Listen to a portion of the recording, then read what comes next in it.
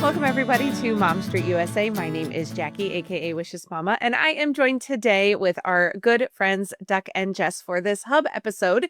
We are continuing our series on one-day park strategies, and today we are tackling the newest of all of the Orlando theme parks, and that is Epic Universe. So we are going to do our very best to give you as much guidance as we possibly can. We're excited. Duck and Jess, how are you guys feeling today? Great. Very excited to talk about Epic. So happy to be talking about Epic finally. Yes, we have touched a little bit on Epic when we did kind of our overview of Universal. So if you need more information about like what is there and what the rides are, we're going to go into a little bit of it today, just to give you guys some context because it is such a new park. I felt like we needed to kind of rehash a little bit more about like what ride is what a little bit kind of as we go. But most of what you guys will need to know, kind of the basics before you get into your strategy, can be found in that Universal series that we did back a few weeks ago. So look back there if you need more information about everything that is at Epic. Now, before we jump in for today, a little bit of housekeeping news to chat about before we jump into Epic. And that is that there's going to be kind of a shift here at Mom Street coming up in a few weeks as we go into 2026. We have been working for several years with our good friends over at Chip & Co. with their podcast network. But going into 2026, we are at a point in our partnership together where we are going to kind of part ways with Chip & Co. So we are very grateful for the platform that they've provided for us and for all of their support over the past several years. But we have kind of decided to take a step in a different direction here at Mom Street. And kind of venture back out on our own to explore some new avenues and kind of see where the world of podcasting may take us in 2026. So if you are listening to us over on Chip & Co., please do not let that deter you from coming to find us. We are available lots of other places. So we hope that you will come join us on YouTube or Spotify or Apple Podcasts or all of those good places wherever you find your other podcasts. Exactly. So we hope that you will come find us wherever you may choose to. And we hope to continue to chat with you and to hear from you about all of our future podcast topics. That being said, we are going to finish out this year, 2025, and finish out our one-day park strategy episodes over there as well. So don't fear if you're waiting for the wrap up and the kind of completion of that series. That will still happen on Chip & Co. But after that point, you'll have to find us elsewhere. So we hope to catch you on our feeds in 2026 for sure. Okay, housekeeping over. Let's talk about Epic Universe. All right, now to the good stuff. I know, yes. So just a couple notes. Well, quite a few notes actually getting into Epic. And here's the thing with Epic, right? And you'll hear us talk about this. It is such a new park. So we're going to try to give you as much information as we can now that we all have been there. I think previously when we talked about Epic, none of us had been there yet, if I'm not mistaken. So Yeah. So we were kind of just giving you the research aspect of it. Well, now we've got some personal experience with it, and we're going to do our very best to kind of give you guys as much information as we're able to. So let's talk about just some general notes. And then we are going to talk about express versus non-express, just like we've done in all of our other episodes. But before we can get to that point, there are several just notes about Epic Universe and attending the park that we do need to run through first. So to start, you are going to want to arrive at the park at least 45 minutes before you can access the park. We're going to talk a little bit more about early entry later when we talk more about the itineraries, but do note that early entry is a thing for Epic Universe for Universal Resort guests. So typically the park opens at 10 a.m. as of now. Again, always check your app, check the website, make sure you know what your park hours are. As of right now, it's opening at 10 a.m. That means early entry is 9 a.m. So whatever your entry time is, 45 minutes before then, minimum, to get yourself in the correct position for wherever it is that you're trying to go. Because it's tricky, okay? So keep that in mind. And then I do just want to talk about, before I kind of turn things over to Duck and Jess to talk a little bit as well, about, this is my mom note about strollers and navigating the park. Epic Universe is a beautiful, scenic, amazing, lovely park with a lot of stairs. This is the only theme park that I've ever been in, amusement park, theme park that I've ever been in that has this number of stairs. So if you are someone that's got kiddos that are like borderline, maybe don't need a stroller, but maybe you would take one if you could to like Disney, you may want to reconsider that for Epic and just kind of make a game plan accordingly. Now, don't get me wrong, there are elevators. The entire park is completely accessible because it needs to be for any wheelchair users or people who maybe need help with and assistance with those stairs. But strollers and having to kind of go roundabout ways to get on the elevator to be able to navigate gets really tiresome and can be frankly quite annoying. And it will get annoying, especially in the Nintendo area specifically, is stairs galore to get between the two different levels of that space. We had such a time trying to navigate it the first time because I'm like, what's on where level? Where am I? Where's the coaster? Mario Kart's over here. How do I get to the Yoshi? Like, it's very, you feel like you're in a Mario level in like the best and worst ways where you're like, you are platforming through the park as well. Yeah. And we came back midday after walking a long time and the stairs were not good. Bad. No. Not my friend. Well, no. And there are roundabout ways that you can get to like Definitely. the main level, but then you skip the portal entry, which is part of the experience, right? So again, you really need to consider whether or not you need a stroller.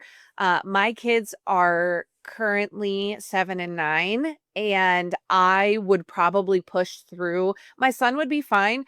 My youngest normally needs a stroller, but like if and when in the next year or so I take them to Epic, I'm gonna tell her you gotta tough it out because I am not pushing a stroller around that. I'll hype you up a little extra on sugary drinks, kid, but there's gonna be no stroller. Yep. I'll give you a piggyback ride if you need it, but like I can't. Yeah. I can't. So just keep that in mind if you are someone that is debating about stroller and thing.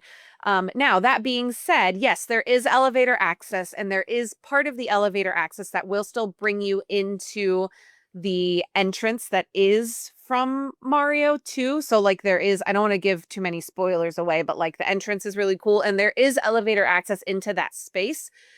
But it's just a lot of backtracking. Again, I don't want to like totally spoil it because it is still fairly new and there are a lot of people who haven't been there yet. So let me tell you, don't spoil it for yourselves because we didn't know that that's how that worked because I really stayed very spoiler free for almost all of Epic.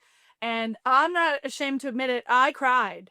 I cried walking into almost every land in this silly theme park because they were all so good. I mean, truly, that was a good one. So I'm with you where it's maybe a little inconvenient for folks who are wheelchair users or otherwise need like the accessibility aid of the elevator. And for folks with strollers, I think that is all very fair feedback. Agreed. That's my opinion. Others may have other opinions. That's my opinion after experiencing the parks and thinking through it for when I do bring my kids in the future. Yeah. That's kind of where I'm at with that. So, okay. What other general notes do we need to know before we kind of jump into our itineraries? So just a couple of points before we're really getting into the nitty gritty here. Jackie said it before, but we really want to reiterate. This park is very new. It is also very unpredictable with crowd times. It's really hard to tell. It will follow the general patterns that we've talked about with other theme parks, right? Around the holidays, it's going to be very busy. Certain weekends and summer break, it's going to be very busy, right? Like those trends still hold true, but there are also a lot of factors that can impact Epic that may not be as applicable to some other parks. The example that we want to just throw out there is weather. Epic is very weather sensitive. Pretty much everything is an outdoor attraction there. So when the weather doesn't cooperate, everything goes down. And you can tell where the storm is coming from in the order that rides are going down, right? Because as the storm is creeping closer, we see everything in Berk go down, and then we see Stardust Racers go down, right? And it makes its way across. So it's it's new. And so you may have to pivot your plans. You can take this information here, do additional research, watch lots of videos, go in with the best plan that you possibly can, but also understand that things can change very quickly. And with it being a new park, things can change rapidly. So just always have several backup plans. We've talked about it before, but this is especially true with Epic. Yeah. I think it has gotten better, but a lot of things were like going down for a while too. Just like the ministry, for example, like would be broken for like half the day sometimes. So like because again, it is a new park, a lot of these rides have like new technology and things like that.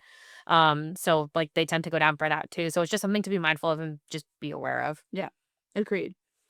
Another thing to keep in mind, in the same vein of how unpredictable that this is if doing everything or most things is really important to you, we recommend doing the express passes. I want to be very, very clear. They're expensive. They're going to be a large portion of anybody's budget. There is no ifs, ands, or buts about it. However, we really recommend it because everything's so new. The waits can be very long. We'll talk about it more. Most things, minimum 45 minutes in this park, right? Like, it can be very long waits for things. And there is simply no way to do everything in one day with so many, like, huge hit attractions in this park. So it's expensive. That's 100% true. But it may be worthwhile for folks to try to build that into their budget, and just plan for it as much as you can. And we also do just want to point out that currently only the standard express pass is available. So that is the one where you are one and done. Mhm. There has been no official word on when or if Unlimited will be coming to Epic. I'm sure at some point, but there is no need for them to do it now. It is only going to, shall we say, congest things further if they were to offer the Unlimited. So Yeah. I've heard rumor on rumor on rumor about when it's coming, if it's coming, whatever. There's no way for anybody to know. So for right now, we just have the standard one and done express pass. And do also note that at the moment that we are recording this, the Universal typically offers express passes with their top tier resorts. That does not apply to Epic Universe. So even if you are someone that is staying at those top level resorts that we've talked about in our Universal series previously, go back to that if you need information on that we did a whole thing on resorts.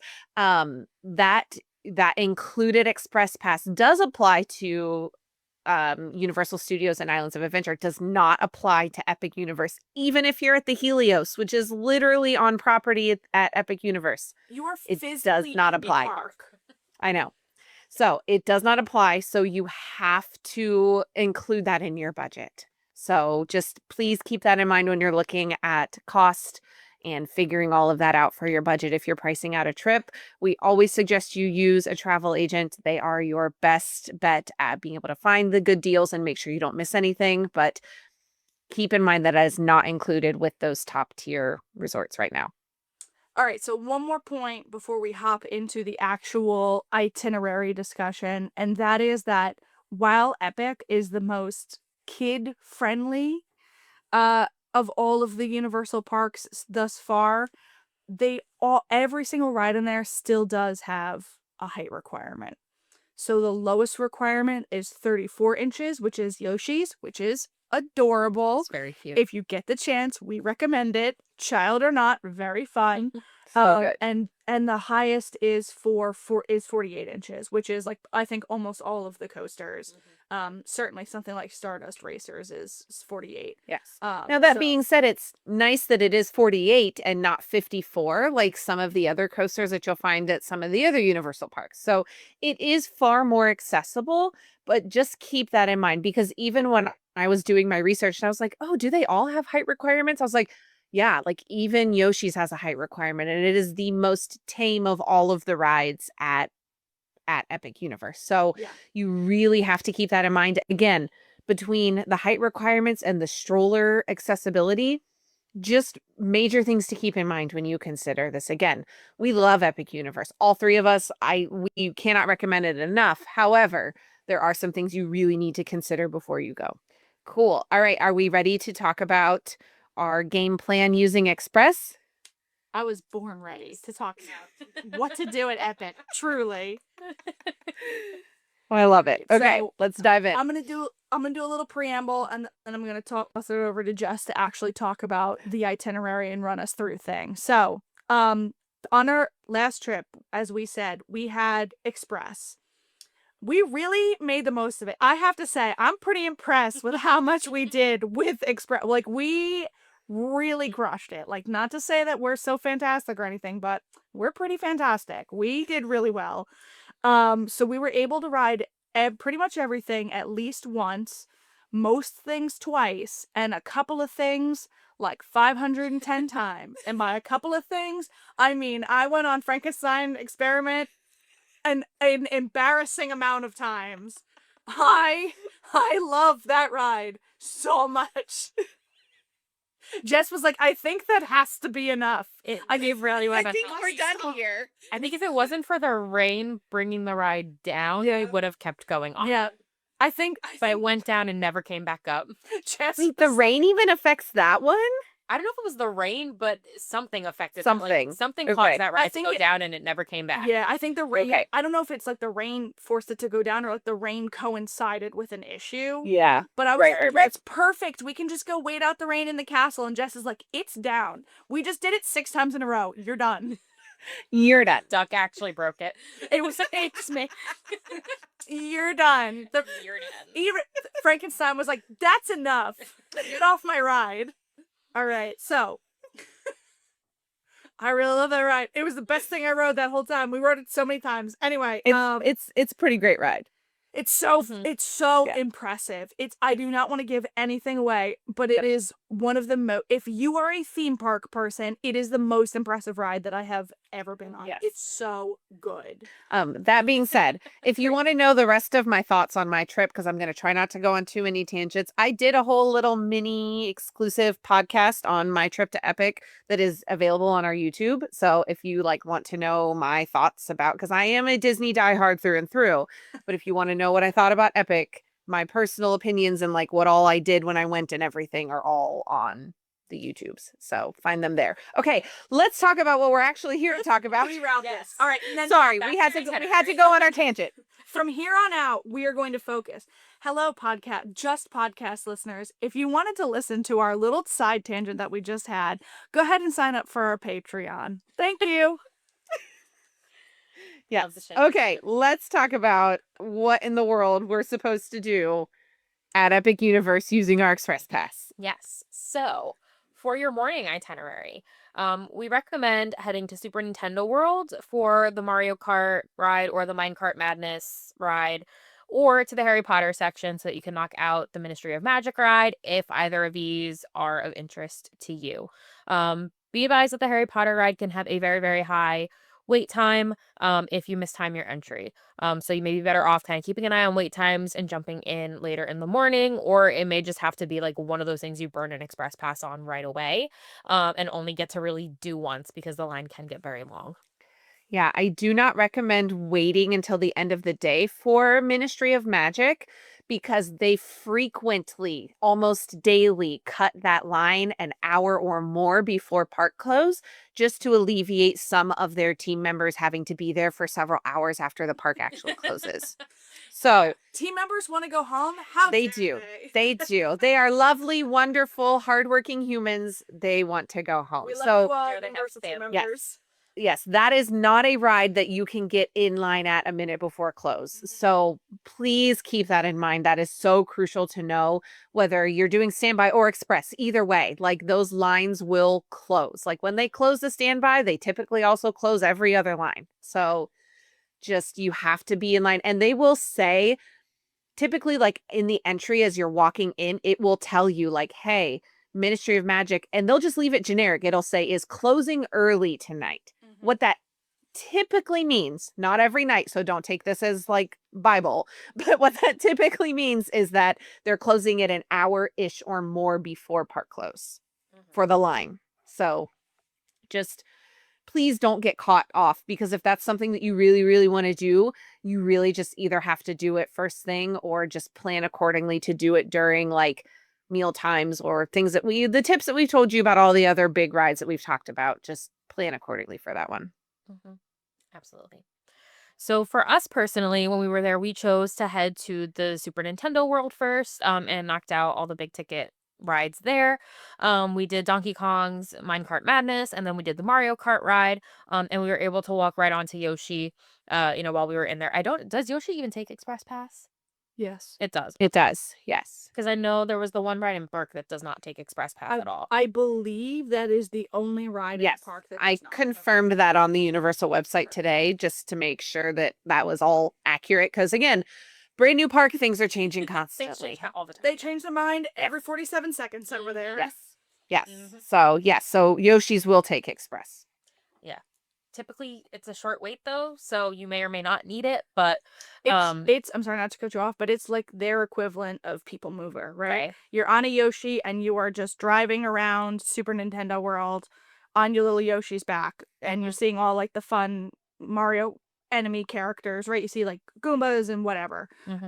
So yeah, that is a People Mover ride. Yeah. It is an Omnimover and it just moves quite a few people. It's very efficient. So there's very rarely more than like a 15-minute quoted wait, which is like a 5-minute wait, right? Like it's really not. It can get higher. It really just depends because oftentimes you will have that is the most little kid friendly attraction in all of the parks. So if you've got a group that's splitting and going to Minecart, the other half may be going to Yoshi's. So it has what I like to call the Pooh effect because we talk about Winnie the Pooh and Magic Kingdom getting a really high weight because Seven Dwarfs Mine Train is so close in proximity to it. Similar things can happen to Yoshi's. So if it is more than like a 10-15 minute wait, either use your express if you're like, we're not going to come back here for a while and might as well just get it done and over with and move on, or just like wait and come back later because it will drop for the entire last like 3 hours of the park. It's usually 15 or less. Yeah, So absolutely. 5%. So we waited less than like 15 minutes for minecart in the standby queue, and that was what we went right to. yeah, So that was our after first the fir- ride, so we went right to minecart. Yeah, because I knew, because actually there's some back and forth at the time whether it was or was not going to take Express. It didn't when the park first opened. By the time we got there at Labor Day, it was taking it, but I wanted to go right there just in case for whatever reason they decided to not take it that day. 'Cause, again, like you never know. yeah, and you guys were utilizing early entry, correct? Because you were staying on Universal property. So listeners, keep that in mind. Nintendo's and Ministry are really great to go if you've got early entry. And I'll talk more about the differences between those because it really matters when you get to non-express, and we'll talk about that later in the episode. But just keep in mind that this is with that early entry time that we're talking about right now. Right. Yes, absolutely. We walked right onto Yoshi, and then we went and used our express pass on Mario Kart because even though it still might have been early entry time by that point, but the line was still very long. It was Mario already Kart an at that hour point. late. Yeah, so we had to just burn our express on that one, um, and that was kind of finished up our morning in Super Nintendo World. And then after that, we kind of hightailed it over to the Isle of Berk to say hi to Toothless. They typically will open this line starting around like 10 a.m. And they are super cute experiences. The meet and greets in the How to Train Your Dragon area. It is like literally like the most lifelike animatronic things you've ever Toothless seen. is in front of you. It is Like, it's crazy. It really very impressive Yeah. technology. And that line gets crazy. So plan accordingly for that. Yeah.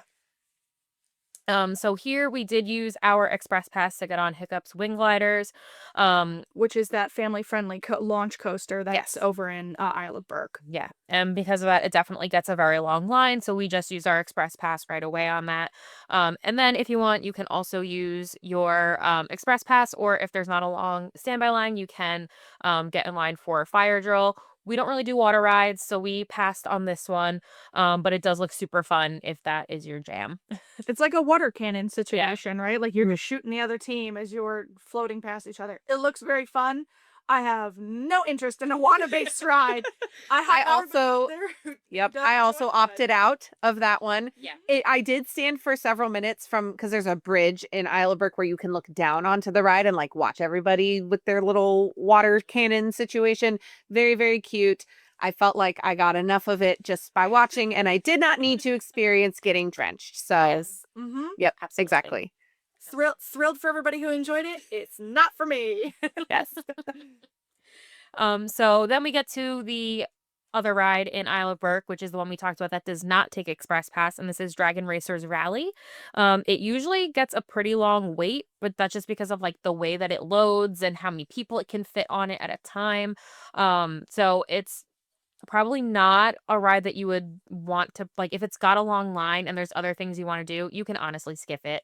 Um And yeah, I that's also, our opinion. yeah, I mean, like, we wrote it and it was fine. I'm not like horrified that we wrote it or anything, but like, I wouldn't do it again. And saw and heard throughout the rest of the day many people with children between the ages of 8 and 14 who were not thrilled that they waited as long as they did. It's a good fun ride, Mhm. but it's very quick. Yeah. So like the return on investment you may not feel was necessarily worth that particular wait of experience when there's so much else that the park offers. That's totally valid. And you can kind of eyeball that one too, because you can see a good portion of it from the walkways and everything, to kind of watch it and look at it and see what you think. If you are someone that like doesn't want to look at stuff ahead of time and isn't quite sure about that one, take a look at it and make your decision based on that. Yeah, very fair. It's 100%. most of Isle of Berk is like very open, so you can get like Yeah. get the vibe for the lay of the land and how attractions are looking and what may interest you. And if you were on the fence about something, you can kind of Yeah. watch whatever's happening. All right, so this brings us to lunchtime. And there are plenty of places to eat throughout the park. There's at least one like kind of larger quick service place in each kind of area or land of the park. So we chose to eat at the meat hall in the Isle of Berk area. It has great air conditioning. Such good air conditioning, dude. Amazing air So good. conditioning.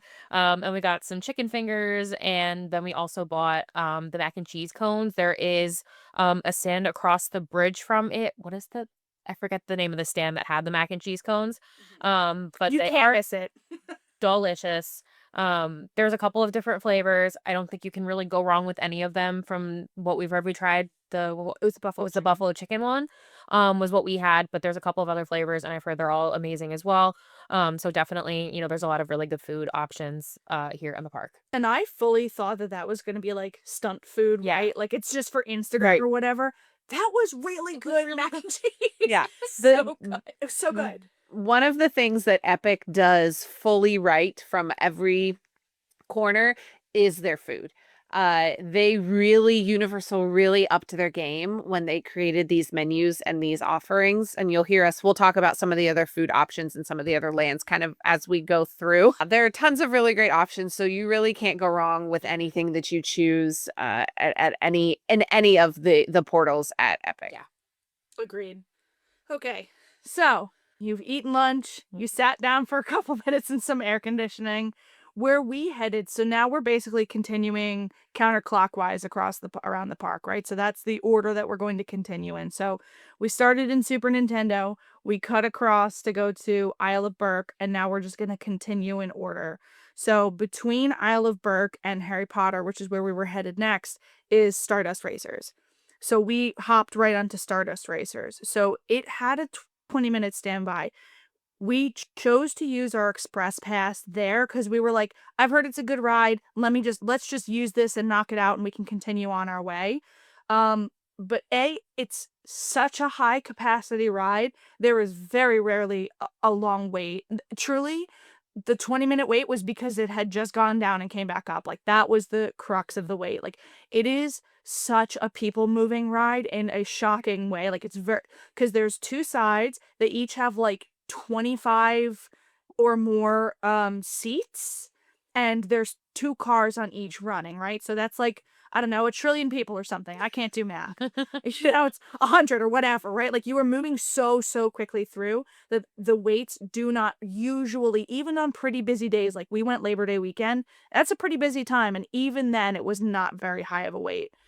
So we rode it once with the express pass, and then it was literally a walk on right after. So we just got right back on and did we do the other side that day, or did we Yeah. do it? Okay, so we then rode the other side because there's two sides to it. I think the next time we go, we will hop with, still this is the itinerary where we're following, but I would wait until the evening to use the express pass, because then we went twice over that weekend. So we went on the Friday, I think, and then on the Saturday. And on the Saturday we rode it at night, and it was an entirely different experience. It was fun during the day. It was fantastic at night. Yeah. Yeah. So, like, I fully would wait and don't even knock it out during the day if it has a 10-minute wait, but wait until the nighttime, and even use the express pass if you have to, because it is unreal at night. It is so good. I feel like all of Epic was designed to be enjoyed most at night, That's true. which Yep. kind of stinks that they're not open as late as some of the other parks. Like, I hope they extend their hours at some point, because the whole thing just lights up. Like, Darkmoor looks so cool at night. The Celestial Park area is just beautiful at night and all lit up. Like, even like Mario Kart, like all of the areas just look so much better at night because there's so much lighting and like cool stuff that happens. It's just an amazing park. I'm going to say something dramatic. Seeing the portals at night was like a borderline religious experience. Like, standing in the middle of Celestial Park and just doing a 360 and seeing literally something that was taking you to another world, like, unbelievable. The whole Yeah. thing, that is Yeah. a nighttime park. That is 100% true. Yeah, and they did eventually, for some of the fall, extend their hours to 10 p.m. I think this is later in our notes, but we'll chat about it now that we kind of brought it up. But it seems like they're going to kind of fluctuate between a 9 p.m. and a 10 p.m. closing. But truly, the evening hours there are pretty spectacular. So, we'll talk again, continue to talk about this more, but the more after dinner time that you have, you really just got to hit whichever your favorite portal is, because it truly does change the entire experience seeing them at night. Yeah, firmly agree. And I think Darkmoor in particular Yes. was meant to be seen at night. And we'll I talk think about it. Go ahead. the thing about Darkmoor is like golden hour and a little bit after, I think that's right? Like, that is because that was the time that we hit it, and it was like, it was perfect. Yes. And then once it got fully dark, we then circled back to some of the other portals at that point in time, because we wanted to see some of them at night. And the thing that's crazy is that they were so smart about the way that they planned so many of these outdoor attractions, in that it is a vastly different experience during the day and then at night. So it's so hard to choose, right? Like, it's so hard to choose what you go back to at night, but I would just encourage you to go back to whatever your favorite thing is. And again, I'll talk about this again later. I know I'm jumping like 18 points ahead on our notes, but even to continue on what you're saying, and just to like bring it back to the express pass, if we were not as tired as we were, our flight, we were doing all of this on 2 hours of sleep. Yeah. oh God, no way. Flight that's the most delayed of any flight. It was crazy. We were supposed to leave at 7. I don't think we left until like 1 a.m. Like, we landed, I think, in Orlando at like 3 a.m. or something. Like, it was crazy. It was unbelievable. We got like 3 hours of sleep, and we were like, this is it though. Like, we had we were so excited. Nothing was going to stop us. The way that we survived so much of this day is A, because of the express pass, and B, if we were not as tired as we were, having used the express pass in the way that we did, we easily could have seen every single land at night. Like, we truly could have re-experienced the whole park a second time at night. And that is the appeal of the express pass. You truly can get so much done so quickly. And I know it is very expensive. I know it may not be within everybody's budget, but if you can plan for it, even one day of your whole trip, packing in this express pass, it for such a new park and so much to experience, it is very much worth it. I cannot recommend it enough. Yeah, absolutely. Okay, back. So back Let's to our continue circling back. San- So we talked about Stardust Racers. Yes. What did you guys do after Stardust Racers with your express? So post Stardust, we went right over into Harry Potter. So we went right onto Ministry. We just used the Express Pass, rode Ministry. That was the end of it. There is also the show, Le Cirque Arcanu. We did not do it that day. We did it the next day. It's a pretty good show. I actually enjoyed it much more than I thought that I would. It's a very fun show. There's lots of like creature elements to it if that's your thing. We were not terribly interested that day in extending our time in the Harry Potter area, so we just burned the Express Pass and got on out of there.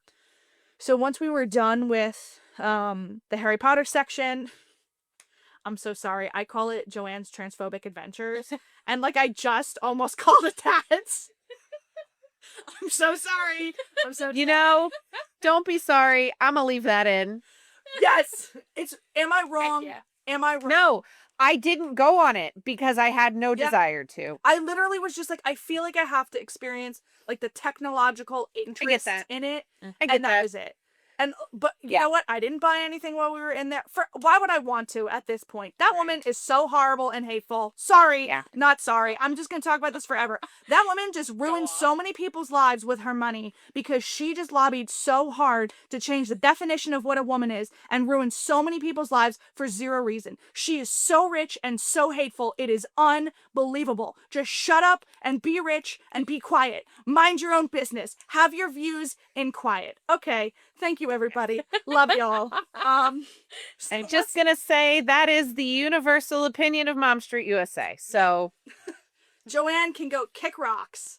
Yep. So we're gonna leave it at that. So let's continue on to the best part, in your opinion, of Epic. Let's talk about Darkmoor. Now that we haven't already talked about Darkmoor. I'll talk more. I will talk about Darkmoor until I die. I loved everything in this section. So, we went into Darkmoor. We walked around a little bit, experienced it some, and then I would say, incorrectly chose to use our Curse of the Werewolf Express Pass right then and there. That is a ride. I would say the two rides that 100% were meant to be seen at night are Stardust Racers and Curse of the Werewolf. Absolutely. When we rode Curse of the Werewolf during the day, I was violently disappointed. I was not happy. I thought it was very fine, It's just fine. but I wouldn't have waited more than like 10 minutes for it. When I went on it at night, my opinion entirely changed. That is a ride that is designed to be at night. It is scarier. It is more thrilling and more intense. And if you get lucky enough to time it right, there is a certain curve that as you are going up, because it's a coaster, but it also spins you in 360. We got so lucky because when we rode it at night the next day, as we were spinning and coming around the corner, the Burning Blade Tavern's fire went on. So Love. we got That's awesome. so lucky, like as we were timing it. But Yeah. like everything about that ride is so much better at night, even without like that nice little bonus of the Burning Blade going on. So like our advice is experience what you want in here, walk around, have a good time, say hi to the Invisible Man, talk to Igor, ride the Frankenstein experiment 47 times, and then go experience other things in the park and come back for Curse of the Werewolf at night. See, that's so interesting you say that because I did ride Curse of the Werewolf at night when we went on it too. I was also underwhelmed Yeah, by that ride in general. I wish it were longer. agreed. Yeah. And I completely missed. I don't want Was to it spoil it. Through the barn scene? Yes, completely missed it. Yes. So I will also And then I turned to Katie and I went, "Wait, what? There was I realized I missed something because it just looked like an empty barn, and I was like, there is no possible way that is an empty barn." Yeah. And it's not, for those of you listening. Is so when you are, but it's so dependent on how you're turning, because the ride vehicle, imagine Cosmic Rewind, if you've been on that at Disney, where the individual cars spin, right? But you are seated back to back. Yes. So it really is the great thing about it is your experience changes every time you ride it because you're in a different part of the vehicle and you're going to be likely on a different part of the rotation of your vehicle at every different aspect of the ride. That part I think is genius, but I think it is so dependent, and I think I got really unlucky about the way in which I was facing. You I don't want to give spoilers. I was able to figure out what I missed very quickly. And I'm going to leave it at that because I don't want to give spoilers about the way in which the ride operates. So I'm hit or miss with that one. I personally would not wait longer than about 20 to 25 minutes for that ride. I think that's fair. And I will also say the first time that we rode it, we had that problem where we didn't really spin because of we got paired with somebody and like the weight distribution just didn't work out to spin you enough. When we went back the next day with our friends Lemuel and Ashley, the weight distribution, like who sat diagonally back to back across from who, worked out perfectly. So we spun a ton. We saw everything. And we got like that little burning blade situation. So like I would totally agree that it is very situationally dependent. Yeah. I think it was a fun ride. It wasn't quite what I was expecting for a werewolf themed coaster. Agreed.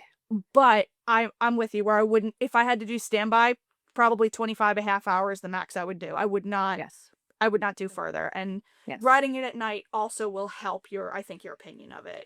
Yes, I do think, like, thinking about if I had ridden it during the day, I don't think I would have even had, I think I would have had even lesser of an opinion of it, just because I think you do need some dark. So, like, again, golden hour, twilight into it being dark is a really good time just for anything in Darkmoor. And the great thing about the way that Universal did it and continues to do it is, like, all of the experiences stay out late in Darkmoor. So you still get Igor and the Invisible Man and the wandering, the violinists that are like the storytellers, like all of that exists very late into the evening. So like you're not going to, chances are good you're not going to like miss out on experiencing something in there just because you're waiting to do it until later in the night. So I love that Universal like thought ahead on that and made sure that the experience remains later into the evening. Yep. Agreed. Yeah. Cool. All right. Okay. So, what were we talking about? So we rode Werewolf. Wouldn't do that at that time again. Got Then rode Frankenstein Experiment an untold number of times. Once Jess dragged me away from Frankenstein Experiment and stopped me from spending my life savings in that gift shop. We headed over to Super Nintendo World, because that is then next in the portal sequence. Actually, I think we stopped by the carousel. We rode the carousel. We burned the express pass because already it was a long wait. I personally, to do again, I would have waited until actually it was dark and then use the express pass and get back on there. But at that point, we were delirious. It was not, we were just like, I just get on the carousel, whatever. That carousel is fantastic. Please understand, do not think that it is like some overrated. No, it is wonderful and magical. Please ride it. It's beautiful. I would call it less of a carousel and more of a well-coordinated dance. Yes. It was unbelievable. For sure. I don't want to give away more than that, but it's beautiful. And next time we go, I'm going to prioritize making sure that we can ride it when it's actually dark out, because you can see it, and it would have made such a difference. But we just wanted to make sure that we got on it. And again, we were delirious. So at some point, at some point through the day, you're just like, just take my express pass. Just get me on there. I love being here, but I'm so tired. Just take it. Right. Right. And again, all of these rides are so great at night, but you have to make some decisions about what you want to do. So like Duck was mentioning, Stardust Racers, again, you may be able to squeeze in the Constellation Carousel right after Stardust because they are fairly close, both being in Celestial. Thank you. I was like, what is the name? In Celestial. So keep that in mind, but you really kind of have to pick and choose which ones you're most anticipating riding. And if it is Stardust Racers, Curse of the Werewolf, or I would even throw in Hiccup Swing Gliders too, because that is a completely different experience at night. Those would be ones that I would suggest nighttime for. Yeah, I think that's very fair. So once we headed into Super Nintendo World, this is then when we used our Express Pass for Minecart Madness. So we got one ride in the morning, and then when we came back, I think it was like an hour and change wait for standby. So we were like, Express, please, thank you. Basically walked right on. It was a really easy experience. I will say they've done a great job. As high as these waits can get, most of these things are very high capacity rides, like with the exception of the one thing that we were talking about in the Isle of Berk, Dragon Racers Rally, I think it was. They've done a really good job of making things so a lot of people get on very quickly. So once we rode Minecart Madness, it was then time for dinner because we were getting hangry. It's been many hours since we've eaten at this point. So since we were in pretty close proximity to it, we tried Toadstool Cafe. This place can get pretty busy, but they move people through here pretty quickly. It is much larger on the inside than you would expect. It was a little surprising because as you're going through it, so you walk in and it's sort of like the switchback queue, as if when you get to the counter, you're going to order and then go sit down. And that's not like that's sort of true, but not really, because then you continue on down a hallway and all of a sudden it opens up into a giant cafeteria. And then you QR code order, which is the best thing that Universal has ever done. Just order what you want and it shows up at your table. It's the most efficient thing ever. But yeah, so it was pretty busy and we waited like maybe 10 minutes. Yeah. It really was not. It wasn't long. It wasn't anything fatal. So yeah, they do a pretty good job of moving people through there. And the food was pretty good. Yeah. I was pretty happy with it. The little tiramisu cake was like surprisingly good. It was so cute. It was very cute. Like all the food's theming is very cute. Like there's little garlic knots that look like toad and like or like little mushrooms. And the tiramisu thing looked like the little Question mark blocks that balloon. you hit. Yeah, like so it was all very cute and very well themed, to the Mario universe. Yeah, they did good. So once you have sat down for a sufficient amount of time, we were at this point again because we were running on 3 hours. We were both just like sort of pushing the crumbs of the question mark tiramisu around our plates and like staring at each other and contemplating our life choices before we stood up again. So once you go through that minor crisis, or hopefully you don't have it, but should you have it, Toadstool Cafe is a great place to think about your choices. As there's a billion screens around you of toads screaming, you just have to think about how you wound up in this situation. So once you have reaffirmed your life decisions, then you can head out back into the world. So this is now roughly when the sun is starting to go down, and like we said before, it is a nighttime park. You're going to have to make some decisions as to what you want to see. If you have saved some of your express passes, you can probably go back in. Like if you chose not to use it for Hiccup's Wing Glider, that would be a good one to go use, or Stardust Racers. So you're going to have to make some decisions, but more than anything, enjoy the park at night. Just look around, take it in, because it is everywhere you look, it is unbelievable at night. It is truly so impressive. Every single inch of that park was designed with the visuals of nighttime. Everything's lit beautifully. Everything, the portals, the light of the portals in the distance is unbelievable. Like really, it's so impressive. And once you have had your fill of rides and taking in atmosphere and whatnot, there is also a fountain show that we caught at the end. It is, I think you put this a little later in the notes, that it's not Disney fireworks, people. No, It's not. Temper your expectations, but it's fun. It's a lot of And it's something cute. And I don't want to, spoil too much about it, but it happens, I think it's like 10 minutes before close. Right at park close. It's right at park close. Okay. Yes. Yeah. So, but it's very fun. It's like a great way to cap off a very long, very fun day with just sitting and watching, like, a celebration of Epic is really what that fountain show is. So, if you can make time at the end of the night and you're not trying to squeeze in one more ride on Frankenstein Experiment, it's definitely worth it. It really is. Yeah, we kind of opted out of it. Again, spoiled by Disney, right? Like and I don't need fireworks, but like I just felt a little underwhelmed by their fountain show. It was fine. It's no Fantasmic by any means. You know what I mean? Like you got to think Fair. like fountain show, water show, like it's not that. Like it's cute. It's a fun little like recap, I guess is the best spoiler-free way that I can describe it, It covers of all the everything lands, yeah. that you have seen. But it's just it was fine. So we It's kind of wandered out and listened. I know a lot of people like to sit and they have like a lot of seating areas kind of all around, which is nice. So like if you're just like, I need a break before I trek out to the buses or trek out to my car, because it's kind of a trek from the front gates all the way out. Totally valid, totally fair. It's a great thing to do. But we just kind of wandered and listened and watched, but we didn't really like stop and watch it. Yeah, I think that's fair. I think it just comes down to whatever you want to prioritize, right? Like, Yeah. so we did it the second day, so we felt like we had seen and done everything. And it was like just like the cap off of our night with Right. that we were hanging out with friends, right? So like Yeah. to us, it was like the perfect way to end that particular day. Yeah.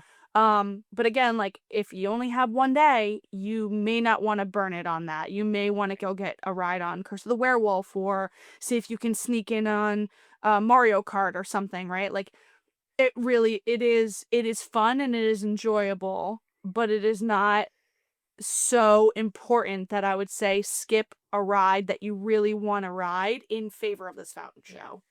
Yeah, for sure. And it wouldn't surprise me. Anna in our chat here kind of hinted at they may be adding to it. It wouldn't surprise me if they add more to that show. We saw what they were capable of the official opening night of Epic Universe. They did a lot with fireworks and drones and all that kind of stuff. So my guess is they are in talks and negotiations and chatting about how they can do more. They're just not quite there yet. Maybe they've got some hoops they've got to jump through. I heard that potentially if they want to use drones, they need to reconfigure like safe landing zones for them and things. So I think there's more to come. But we'll see. So I suspect there will then be a drone-based celebration for every area, perhaps additional fireworks. But I right. think some of the challenges with fireworks in particular are how those spaces are configured and Yes. how close fireworks would have to be set off near everything. Right. So I think that maybe drones are but of course, like you said, there's FAA regulations and like there's a lot that goes into it. And I think if they just spent like $70 billion or whatever on this park, and so Right. that like the drones can wait, Recoup some money. They can't wait. enjoy the water shooting 50 feet in the air. That's what you're getting for now. Like, let's just, That's what more do you, for now. what more do you people want from us? Like, I think Right. I think they're like, we will spend more money in short Right. order, but just hang tight. Right. Yep. So true. So true. Perfect. Okay. So I think that kind of, in a nutshell, is our suggestions for using Express. Let's talk about what to do if you do not have Express at the park. Hopefully. Just kidding. Yeah. Okay, this park is so challenging. And we said this at the beginning. It's brand new. It's going to feel brand new for the next several years because it's going to take several years for a lot of people to get to Epic, right? And it is very inconsistent. There's still kinks that they're working out. We're a lot better now than we were several months ago. But it's just still so new. So this is our best suggestion, and you're going to hear like you could do this or this or this, and then you could do this or this or this as we talk about this, because there are just so many options that truly have to be tailored to your particular group. With Express, it's a little bit different because you truly should be able to hit, I'd say 85% of things using your Express Pass minimum, right? If not 100%. Without Express, you really have to pick and choose, unfortunately, if you've only got one day. So it is especially critical to choose those top 3 rides and be prepared for a lot of walking, because the thing about the way that Epic is set up, which we haven't really touched on yet, we talked about the stairs, but we didn't really talk about the way in which the park is set up. So it is a hub and spoke park, but the spokes are not connected to each other. So you have to return to the hub, which is celestial, in order to re-access a different portal. So it's a lot of in and out and back and forth. So a lot of one-way pathways kind of to and when you think about it in that regards. So you've just really got to be prepared to do a lot of that kind of in and out and crisscrossing across the park. My suggestions, because this is so new of a park, I did want to kind of just give some generalized suggestions. Again, we talked about Epic. We gave more details earlier this year on our Universal series about what is what and what rides are what, but that was again before we had all been to Epic. So this is my suggestion, and Duck and Jess will weigh in as they see fit, of course. If you are a thrill ride person, your priorities are going to want to be Stardust Racers. You already heard us talk about this, ideally at night. Hiccup Swing Gliders, could be day or night. Minecart Madness, Curse of the Werewolf, and Battle of the Ministry. So those 5 are like your top 5, and just pick based on what your theme is that you think you'll like the most. You already heard us talk about Curse of the Werewolf. Hiccup Swing Gliders was my favorite attraction in all of Epic. So I cried.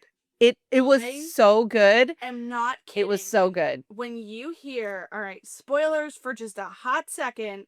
Fast So forward if you don't want to hear this. fast forward a few seconds if you don't want to hear them. I'm gonna say it as quick as possible. Okay. When that song kicks in, cry. I literally, like, Jess can attest. Yeah. I started, like, I don't know what came over me. I just all of a sudden tears streaming down my face. Like, it was unbelievable. It hit so hard. I was not expecting to get as emotional as I did. I was not Me either. expecting to love the details of that ride as much as I did. Yes, I have like a deep connection. Unsurprising. I'm connected to a lot of things.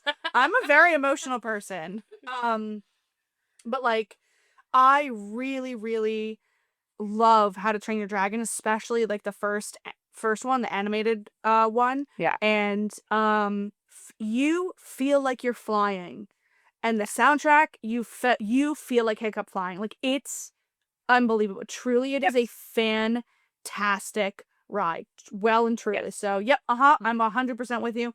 That was an unexpected favorite of mine. I didn't think I would care for it as much as I did. I knew I'd like it. I mean, it's a coaster and it's How to Train Your Dragon. I was gonna like it, but I didn't think I would love it the way that I did. I really fully with you on that one. Yes. Okay, spoilers over. Feel free Welcome back. to listen. Spoilers over. Spoilers are over. Welcome back. Okay. Welcome back. Yes. So those are your like thrill ride priorities. Again, I know that's 5 attractions, but that's just the way that the park is set up. Now, if you are more of like a theme person or like a vibes person, you like dark rides kind of, you don't really need the thrill. The carousel we talked about, fantastic, amazing, love it. Yoshi's Adventure, so super cute. If you are a Mario or specifically a Yoshi fan, it is such an adorable ride.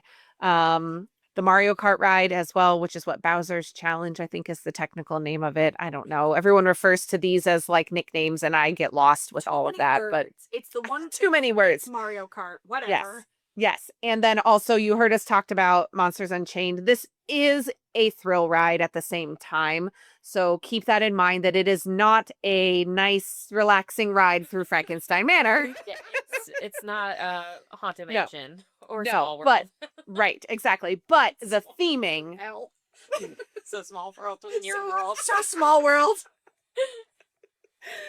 Oh my gosh. But yes, the theming of that one is immaculate. So like, don't skip it. If you enjoy themed rides, dark rides, you have to go on that one. So those are kind of my 2-sided suggestions depending on your particular preference. I'm just going to say really quick, if you're a vibes person, there are a lot of character interactions and a lot of shows that are really good too. It's the Untrainable Dragon over at Berk is really good. Again, not that I love Harry Potter and that situation, but Le Cirque Arcanu is a fun, entertaining show, so that's something good to check out. And over in Darkmoor, there's like roaming characters that are very interesting and fun to interact with. And they also have, I think they have the Bride and Frankenstein as meet and greets that you can get your photos with. Yes, I And believe you are correct. yeah, and they also do like face painting. Just a note about Epic, you really need to be prepared without Express to wait a minimum of 45 minutes at almost all of these attractions. If something is 30 minutes, 25 minutes, go on it. Right.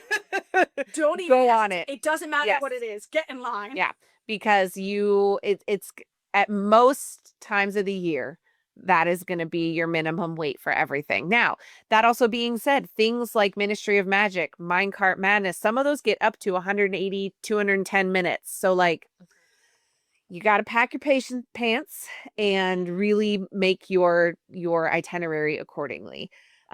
Additionally, most rides at Epic do also have a single rider line, and we do highly recommend you take advantage of that if you're willing to split your party up for the ride. You will wait in line together, but when you get to the front, you will divide. Technically, from all of the research I did, Universal does not have a strict set policy on age limits for using the single rider line, which I thought was fascinating.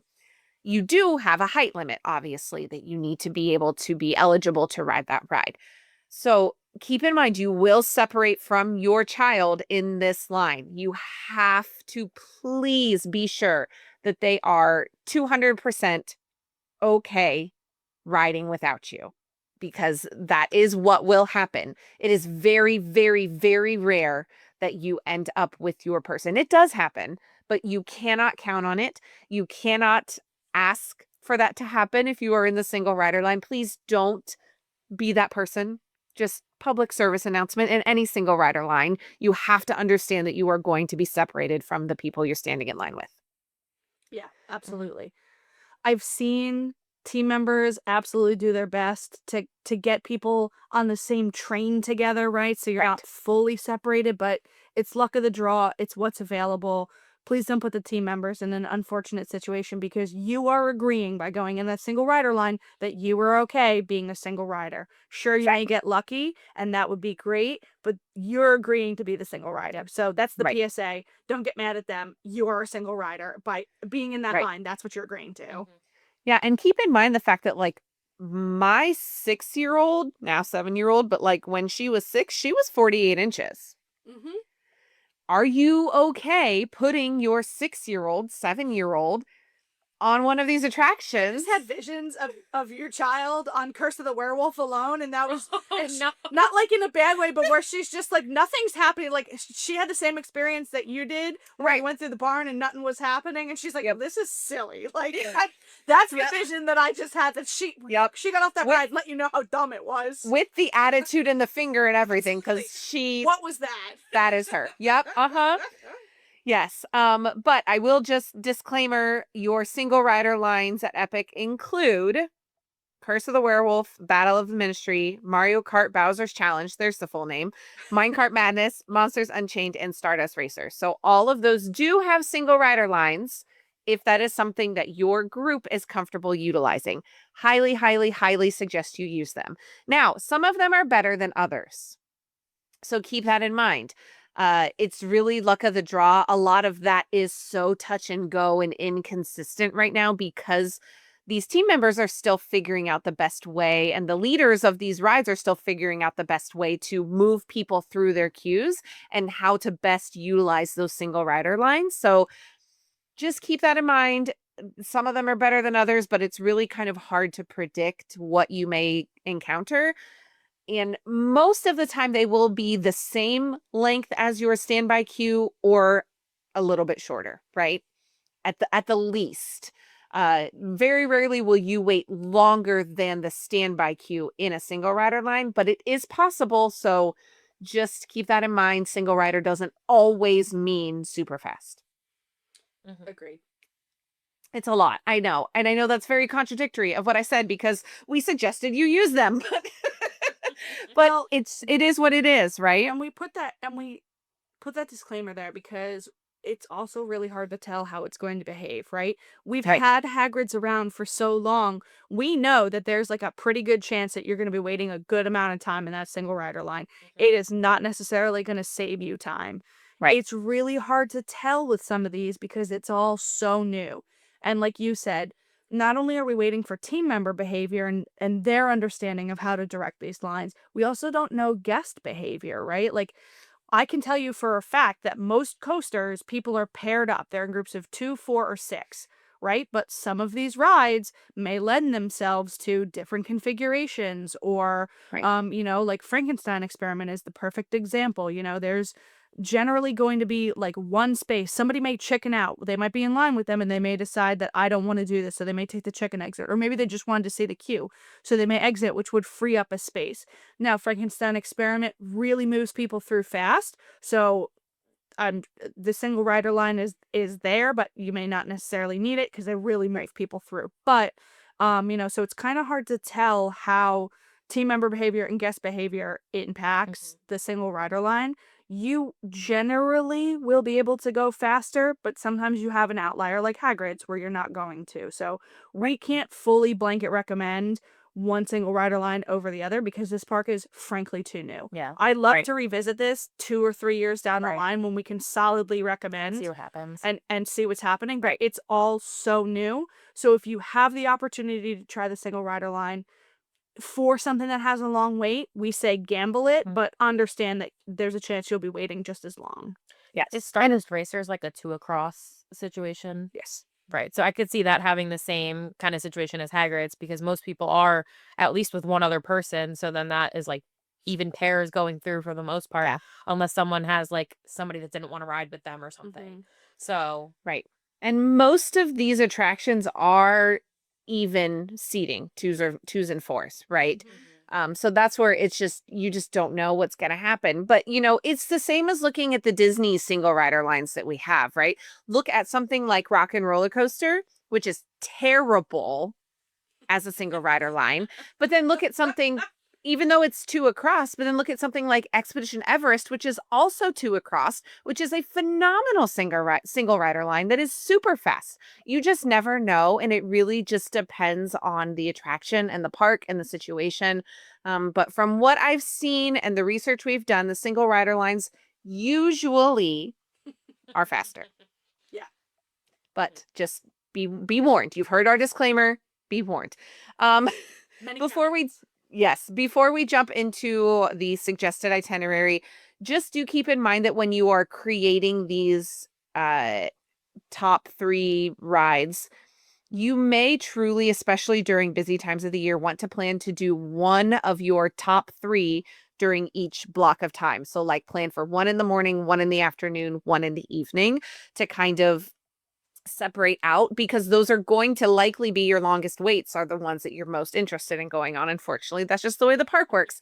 So if you can spread those out a little bit, it might save you some sanity. It might save your legs a little bit. So keep that in mind. And then in between, there's still a ton to do if you're not waiting in line. There's so much to look at and experience and wander. We've talked about a lot of it already, and I'll continue to talk more about it as we go through this itinerary here. But just kind of keep that in mind so you're not standing in line literally all day and exhausting your ability to be able to continue to stand in line later in the day because the wait times do tend to kind of dip off after dinner time. So that's kind of been a trend so far. Again, we are less than we're barely over 6 months of the park being open, right? But that has been the trend so far that it tends to about 5, 6 o'clock at night, those weights do tend to go down. So a little bit less in the morning, kind of think about some of those rides you can wait to do at night and just be prepared to like fly through them. So, okay, let's talk about itinerary. In the morning, a lot of what you do first is going to depend on if you have early entry or not. So again, early entry at Epic is open to Universal hotel guests and they get 1 hour before the park open. Right now, the park is opening at 10, which puts your early entry at 9. That makes a massive difference in you being able to achieve things at the park. So if you have early entry, you're going to hear me say this is very similar to what Duck and just talked about with Express, either Nintendo or Harry Potter, and that's going to depend on your preference. If going on the Battle of the Ministry is your top choice, you need to head there immediately. There is no other option other than to head there immediately. Book it Because Yep. it will get at least a 3-hour wait daily. at the park, regardless of busy time, minimum at least. If it doesn't open with early entry, which does happen occasionally, and it's announced prior to, right? It's not just like a down situation. You need to line up at least 30 minutes prior to it opening. So let's say for some reason it has a known delayed start. It's not going to open until 10. You need to line up by 9:30 at the very latest to get ready to position yourself appropriately to get into that area. Literally ready Get ready to go. run. I mean, power walk safely. Do not Uh-huh. elbow anybody. Yes, exactly. Now, if you are with a group that can move quickly and you know Ministry of Magic is not going to open right away, you could, in theory, try to hit your top Nintendo ride first and then book it over to Ministry if you have a group that can move quickly. If you've got littles with little legs that cannot, that's probably not an option, and you're going to have to just pivot and reconsider your pathway to get to Ministry and maybe pick something that's quick along that pathway, possibly something like the carousel to kind of knock it out and get at least something done before that time happens. Again, it's just so dependent on what happens with those rides in the morning. Now, again, if you go to Nintendo, you should be able to fly through all 3 of those rides. Minecart Madness is going to be your top ride that you want to get done first, so go there first. Even though it does have a single rider line, that single rider line, again, we talked about, you never know. Yeah, you never know. So that one you're going to want to go to first, and then you're going to want to hit the Mario Kart ride and then Yoshi's if that's something you are interested in doing, or wait and come back to it if the wait is too long at that point in time. If you do not have early entry, there is no hope in going to Nintendo or Harry Potter first. It's just not likely unless you hit a day where it's very slow in the mornings and you look at the wait times and they look pretty good. Okay, then you need to power walk with the best of them to get where you're trying to go at that point in time. Mm-hmm. So if those 2 are out, you're going to want to go obviously to either Berk or Dark Universe. I suggest Berk first if it were me, because Dark Universe does definitely start to trickle out at night. Even though it's better at night, the waits are a lot slower at night, just by nature of the park when it comes to that. So just pick your kind of options in Berk first, and then and then go from there. Now, if meeting Toothless is important to you, that needs to be the first thing that you do in Berk, especially if you do not have early entry. You need to be lined up, ready to get into Berk at least 30 minutes prior to the opening, and you need to go straight to that line to be ready, because that is almost like the second longest line in the park, aside from Ministry of Magic. You're laughing, but that's objectively true. Yeah. It's crazy, actually. Yeah. It's a little surprising. And Right. I think it's a combination of how Toothless is hanging out in the park with you. Yep. I think it's that, and the time that folks want to take, understandably, with this very cool dragon that is right in front of you. So Right. it is an experience, and For sure. but it gets a long wait times. It really does. It just is. So Yeah. So if that is at all on your list in the top 5, you have to go there Hustle. first, especially if you Hustle don't have express to get you through the other rides quickly. You really have to go there first. Unfortunately, that's not unfortunately, but that's just the way it is, right? So your morning really just depends on which of those alleyways kind of speaks to your group the most, depending on your preference when it comes to that. If you're lucky, you maybe get 2 things done in the morning, whether they are 2 of your top or just a top one and then something that's close within proximity. Because no matter where you go in the park, except for Ministry of Magic, there are other attractions nearby, right? So if you're hitting Nintendo first, we already talked about there are 3 rides in that area. If you're hitting Berk first, there are 3 rides in that area. If you're hitting Darkmoor first. There are 2 rides in that area. So you really, no matter what, except for Ministry of Magic, you're going to have something else you can quickly pivot to after getting the big e-ticket, quote unquote, ride done in that area. So ideally, you can knock out an entire portal before lunch. Ideally. May or may not happen, but cross your fingers and move as quickly as you're able to. Safely hustle through the park, yes. Yes, exactly. And I think that's a good cadence and a good thing to keep in mind and something for you to plan ahead of time, right? Yeah. So you're going to look at in each portal, so that way no matter where you wind up based on wait times, you can see, okay, this is the top thing that I want to do. This is my secondary thing. Yes. If the top thing is either way too long of a wait or you're lucky enough to knock it out with a fair, with a decent wait time, then you're going to be able to go right on to the next thing, whether it's a show, whether it's a meet and greet, whether it's another ride. This is where the research really, really is crucial of understanding what is my top thing in each area, and then what's Right. that secondary thing that I'm going to go to immediately after or pivot to in the event that my plan A doesn't go accordingly. Right. Yes. And if you don't have a secondary thing in that portal, okay, where's my next closest portal that I can get to? Because again, you have to go all the way out to the entrance back into Celestial to pivot to the next portal. So you really have to know geographically. That is the biggest thing with Epic. You have to know where you are at the park and how to get to the next portal that you're trying to get to, because they do not interconnect on the back end. And you would think that certain parts of Celestial Park are quicker. They are not necessarily. So always, always, always consult the map that you have on your app.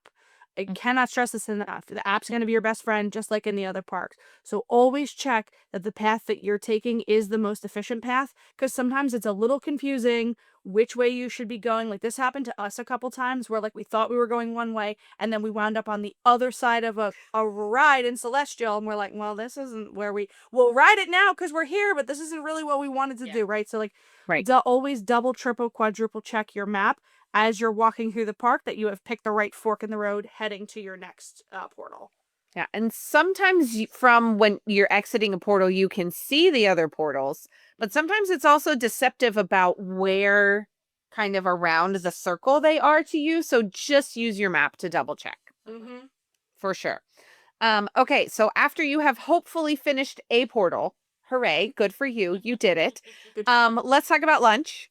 There are tons of great lunch options. We talked about food already at Epic, no matter what part of the park you're in. But I would be sure, then this goes for either kind of itinerary, pick at least one place per portal that you are okay getting something, and in Celestial also, that you are okay getting either a full meal or a snack at, so you know where you are headed.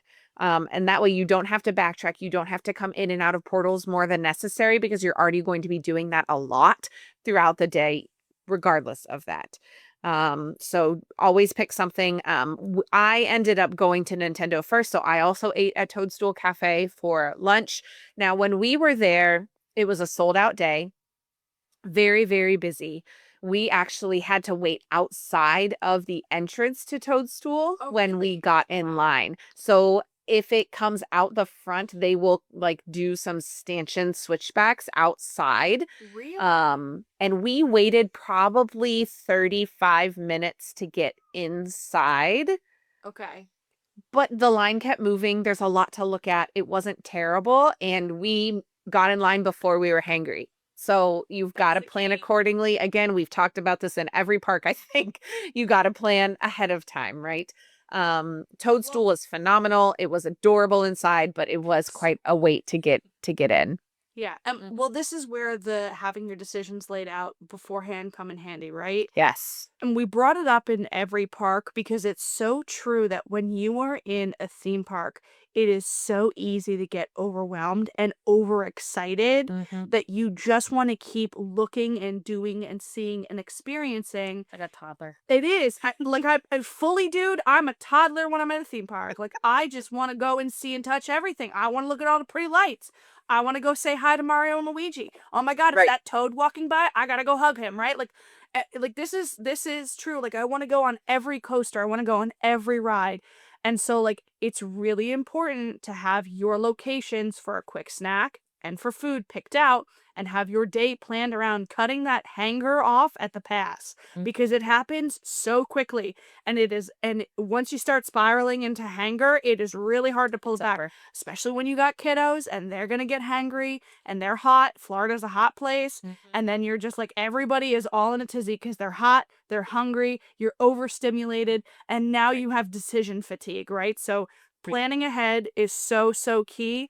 And eating earlier and sooner rather than later is the way to go, in my opinion. You can always pick up a snack if you feel like you've mistimed things. Those lines are generally shorter, but sitting down for like a quick thing of chicken fingers, or like the toad, the little mushroom shaped garlic knots, or whatever it is, like that is so critical to having a successful day. And we joke about it, but really, like, food timing is almost as important as ride timing in theme parks.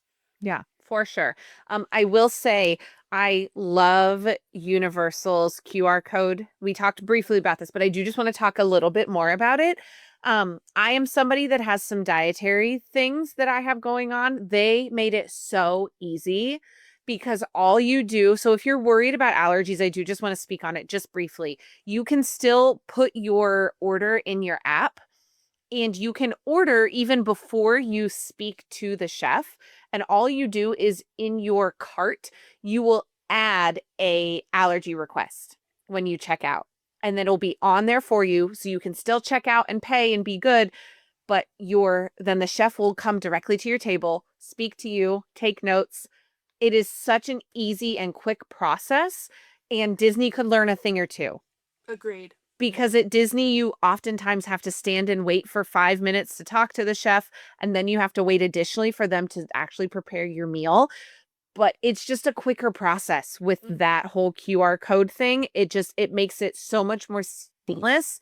And I had zero concerns and zero issues about anything that I had requested. So it is wonderful. It was fantastic at both locations that we ate at. It was really, really nice to be able to sit and enjoy and relax and enjoy the atmosphere while I waited on that food, instead of standing at a counter waiting to talk to the chef and then continuing to stand at the counter to wait for my food like you would have to do at Disney. So very different, very nice. Now, don't get me wrong, Disney does accommodate allergies. It's just a bit of a lengthier process and not as comfortable, quite honestly, for the guest experience, because I was able to continue to sit at my table chatting with Katie, who I was there with.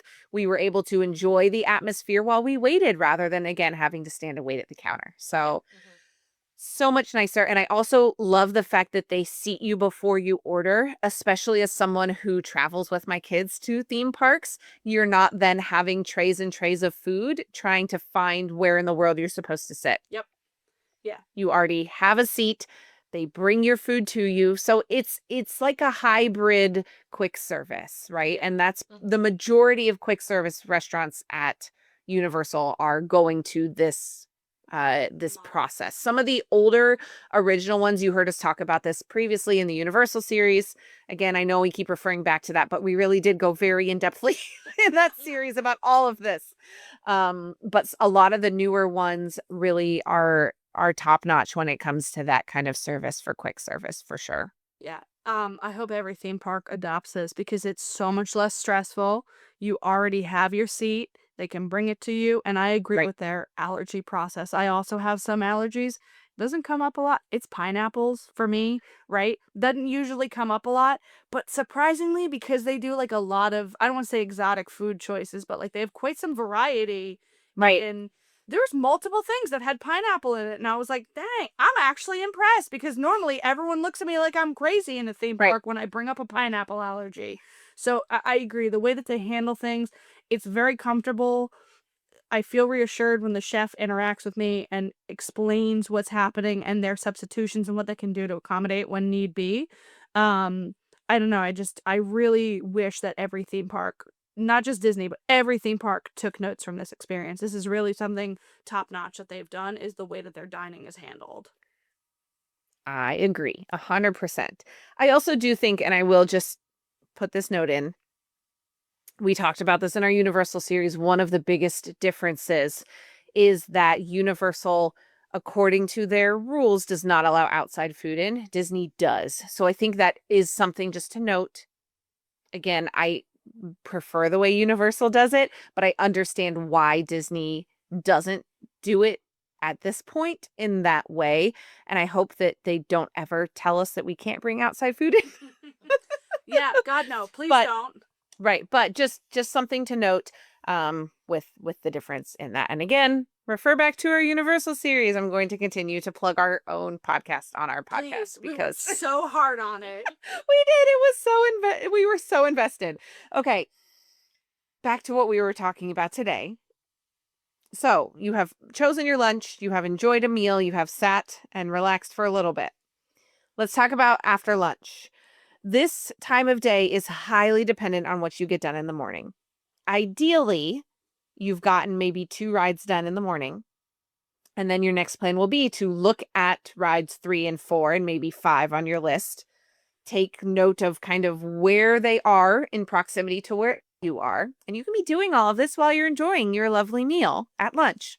You can be keeping an eye on the wait times because hopefully if you eat early, then maybe you can catch a ride wait time dipping down a little bit while everyone else is eating. Maybe, maybe not. Just depends. Again, hard to predict with some of these rides at Epic. If the lines are crazy and they just they're an absolute no, it's okay. Have faith. They will drop towards the end of the night, like we talked about.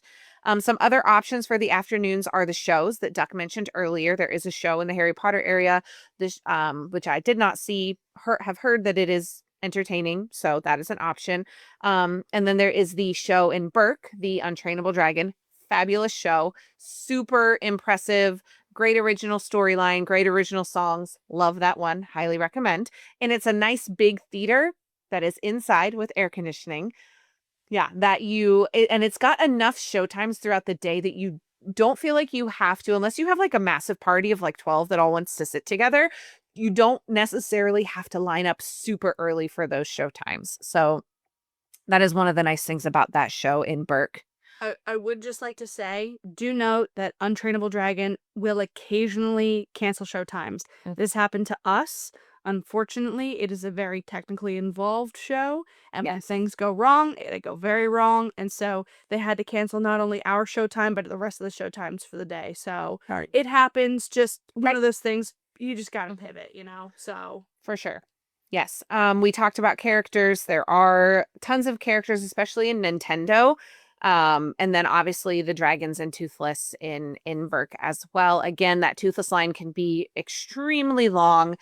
Some of the Nintendo character lines can get long, but the nice thing about that area is they have so many meet and greets that happen at different times that oftentimes those lines kind of disperse evenly throughout, which is a little bit nicer. Whereas Toothless is the main attraction in Berk to meet. The ones in Nintendo are not quite as long because they do have just more offerings over there. But they do have tons of characters out. Again, there are experiences like we talked about the monster makeup experience in Darkmoor, lots of different things that you can do that don't necessarily have to be getting on an attraction at Epic. Mm-hmm. I would also like to just throw out there, we stumbled upon it by accident. In Celestial Park, they have a cover band up there routinely. Yes. We have no several live music Yeah. So we were just groups sitting that there, we were rotate. dissociating, getting some coffee because again, 3 hours of sleep here. Yep. I'm not exaggerating. So while we were sitting there again contemplating our life choices, all of a sudden the B-52s start playing. Which I'm like, am I dead? Am I hallucinating that Rome is playing? I think we've talked about it before that the B-52s just haunt Duck. Everywhere I go, every shopping mall, every time I'm stuck at a traffic light, I hear somewhere in the distance the B-52s playing. I don't know what it is. That is the wildest thing. I love that. Jackie, it's crazy. I have gone, Jackie, we were in Scotland and I walked into a random small shop and Rome by the B-52 started playing. I was like, oh my gosh. This is crazy. So anyway, dissociating, just chugging down this coffee, trying to survive and enjoying my day at Epic. I was just like, I've died, and this is some weird purgatory. Yeah, so there's this little pavilion on off to the one side in Celestial that has like a plaza opening that they have 3 or 4 different groups, I think, that are all live music that rotate through there.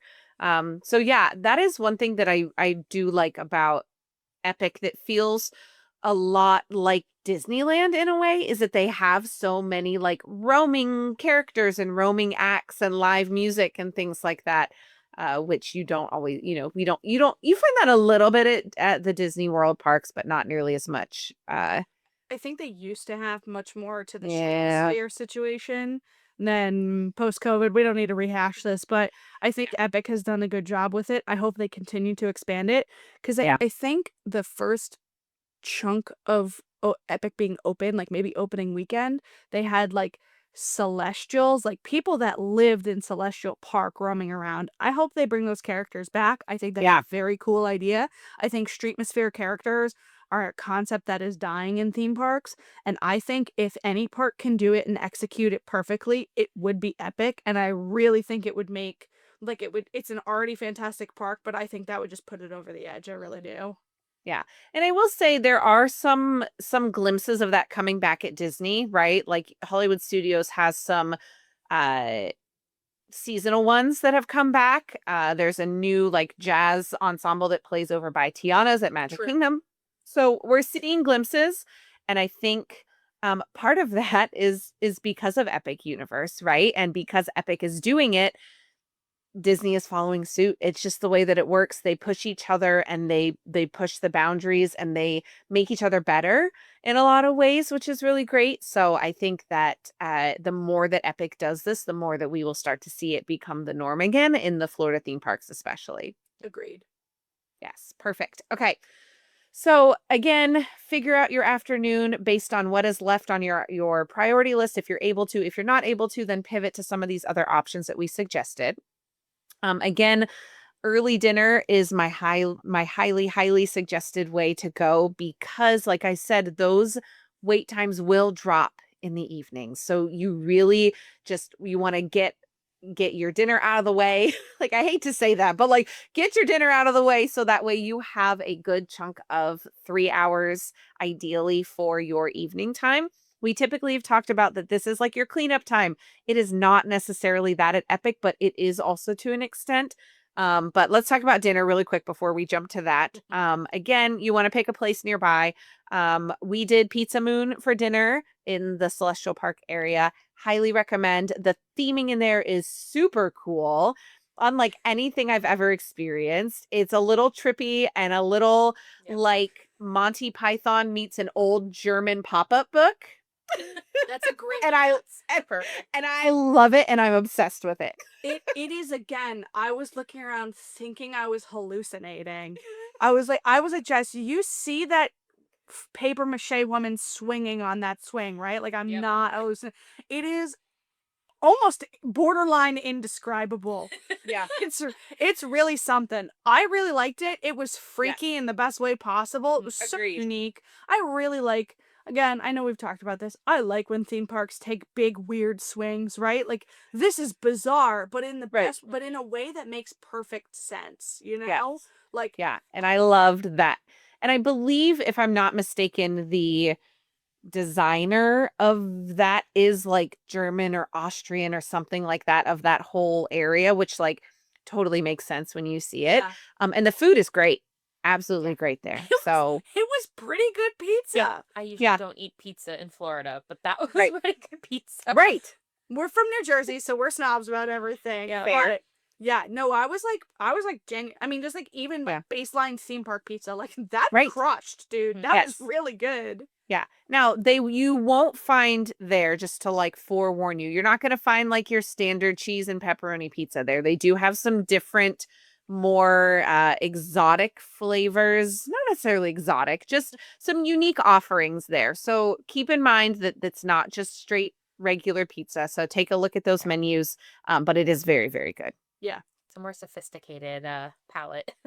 Yes, exactly. Now, I think you guys ate somewhere different for dinner, which I don't think we chatted about earlier, right? So, so we ate one night we ate at Pizza Moon, and the other night we ate at a sit-down restaurant called Blue Dragon. So Blue Dragon, it's like a Pan-Asian fusion place. It's towards the back of the park, or I guess the front of the park, depending on where you're oriented, but it's right by Helios. It's not attached to Helios, technically, but you can't enter through Helios. Yeah. But It's like a weird basement side door that like you as a guest can't enter. But still, Yeah. it was really good. I was really impressed. They have crazy, what was it? Oh, the wings. the wings The were the really good. Korean fried wings were crazy. That was crazy. It was like an inch thick of crispy batter coating, but it was like Good. it And was the sauce was perfect. delicious. It was really like, I didn't think I'd go for it, but we were with our friends Lemuel and Ashley, and Lem was like insisted that we order it. He's like, trust me, just go with it. I'm like, And okay, like I guess. Lem knows food pretty well. Yeah. Right, So that's why I was like, I'm Yep. not gonna second guess you in particular. I'll go with your recommendation. Sometimes you should, but in this case, that's what's right. That's true. Lem will eat almost anything. God bless, he sure will. It's a little scary sometimes, but yeah. So yeah, it was really, really good. So we had the wings. I think we each had like some like various entrees there. We had some drinks that was really, really good. I was very impressed. Or I think we got some kind of like soup dumpling adjacent thing. I or don't am know, I- man. Hallucinating. I don't remember. That It's- weekend was a blur, but it was Yeah. good. But everything was delicious that we had. Bottom line, would recommend going. Yeah. The other place that we do recommend going, if you are of age Mhm. and choose to partake in some adult beverages, we went to the Oak and Star Tavern. It is fantastic. Those were some of the best adult beverages that I have had on theme park property. Yeah. They're very generous with their portions. Their bartenders really are very good. So if you want to just like sit down and slow down for a couple minutes and you are interested and that is something that you partake in, that is a particularly good spot. So highly recommend that if that's something that you're interested in.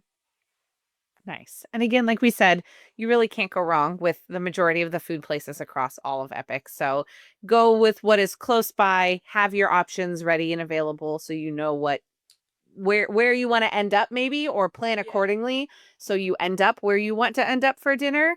And I would suggest like a 4:30 dinner time would be like ideal for that particular. One thing though to know is that as you're planning, because I know we've said previously, like either eat very early or eat kind of late to like miss the crowds.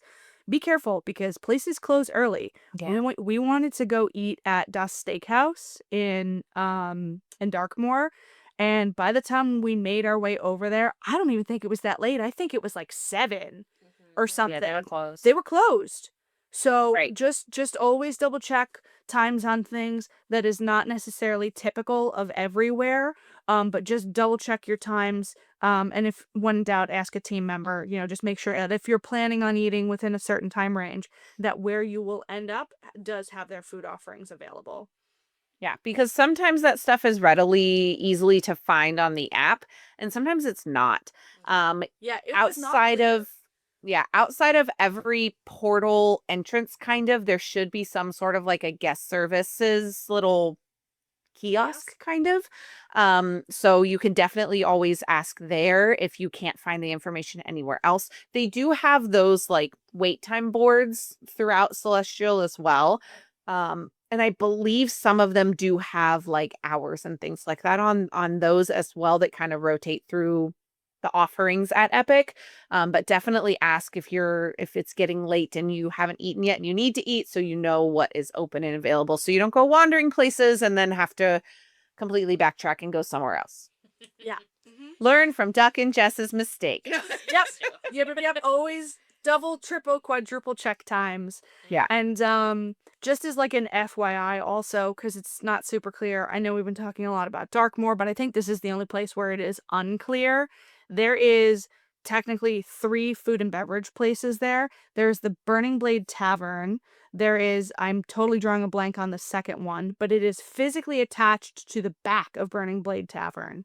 So that is not super clear. If you are not paying attention, it's super easy to miss. And then It's got a funky name. It does. Hold on. Then let me like look this Burning up. Blade is like just the beverages portion, right? Like you can't order food at Burning Blade. Correct.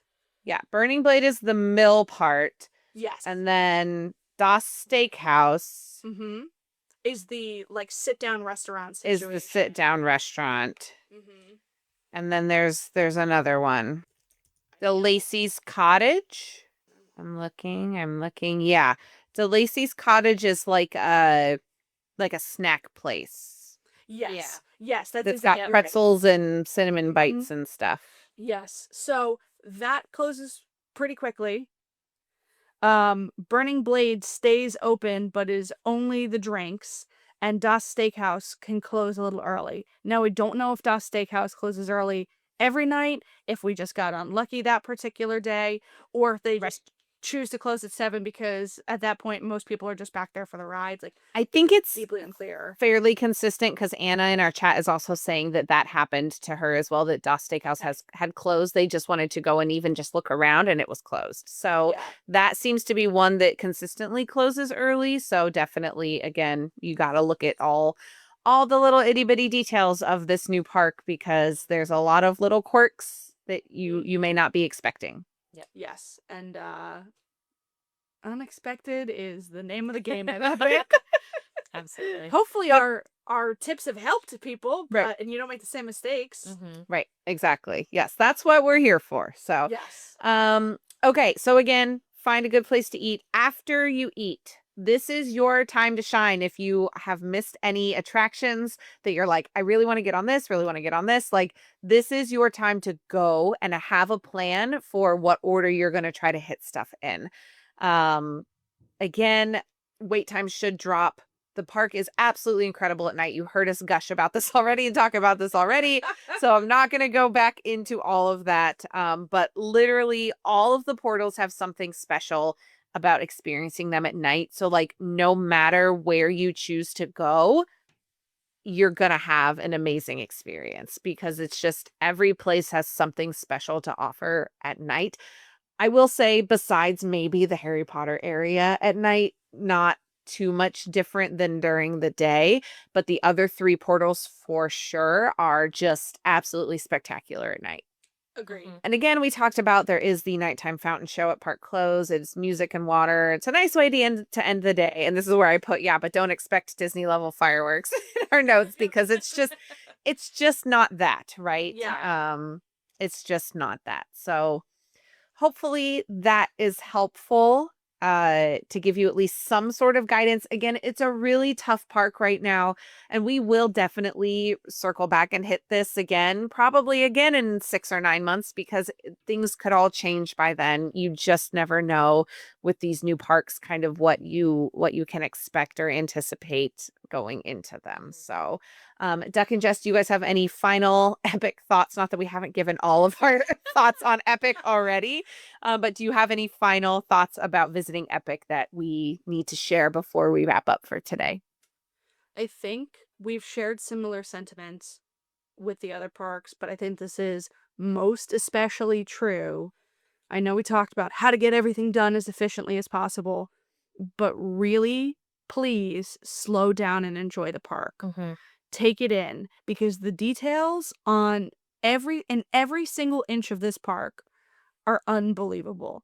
Everything is so interesting, from the hand-carved intricacies of things over in Berk, where there's like little like crank toys to make a little toothless statue fly, all the way to like the human footprints that turn into wolf prints as you get closer to the Curse of the Werewolf ride, right? Like the details and the love and care that went into this park is simply unmatched, and you can just feel that they were pushing the boundaries of what a theme park could be in every single corner of this park, and you would be robbing yourself of an experience if you did not slow down and try to enjoy it. So I know we all want to ride the rides and we all want to get on everything and see and do everything, but like really well and truly, please do not rob yourself of experiencing this park in the way that it deserves to be experienced. Mm-hmm. Yeah, Completely. I totally agree with that for sure. Absolutely. And again, as always, we've talked about this on all of our other episodes. If you guys need help, especially with Epic, please reach out to us. We are more than happy to talk you through, God, please things. talk to me about Epic Universe. I've been dying. Jess is not going to talk to me about it anymore. I think you're going to start blocking my number soon. Please, somebody talk to me about this theme park. Please reach out to us. We would clearly love to hear from you. I'll be so normal about it, I promise. I will screen their messages. I promise you. I promise you that.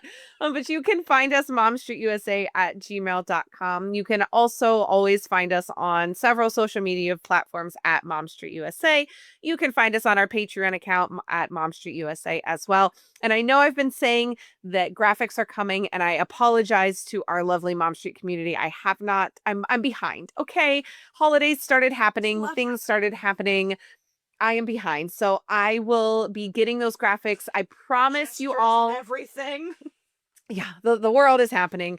By the end of the month of December, I promise you I will have those graphics up on our Patreon account. So be sure you're following over there. 95% of what we post over there is free. I know a lot of people think Patreon, they think it's paid. 95% of what I'm posting over there is free. It's just another place that you guys can find us and connect with us. We would love to hear from you, even if it's just like a little comment on a post over there or a quick message. We really, truly love this Mom Street community, and we want to continue to connect with you guys going forward. Again, just a reminder, like we mentioned at the beginning of this episode, starting in 2026, we are no longer going to be featured on the Chip and Co. podcast network. We are, however, going to still be on our YouTube and on Spotify and all of those places. So continue to listen to us over there. We really hope that you guys will stick with us through this little shift. And we've got a ton of really fun new things coming in 2026 for everybody. So we really hope to continue to hear from you. And if you've got ideas for 2026 or things you'd like to see us do or talk about, or something where you're like, I'm trying to research this for my trip and I can't find anything. Can you help me? Yes. Yes, we can. That's the whole deal. Yes, and we would love to help you. So please reach out to us so that way we can be of service to you, because we are here for our Mom Street community to help give you guys the information that we think is helpful for you to plan all of your future trips. So with all of that being said, I think we yapped enough for today. Thank you for joining us for this episode of Mom Street USA, and we will catch you on the next one. Bye, everyone. Bye.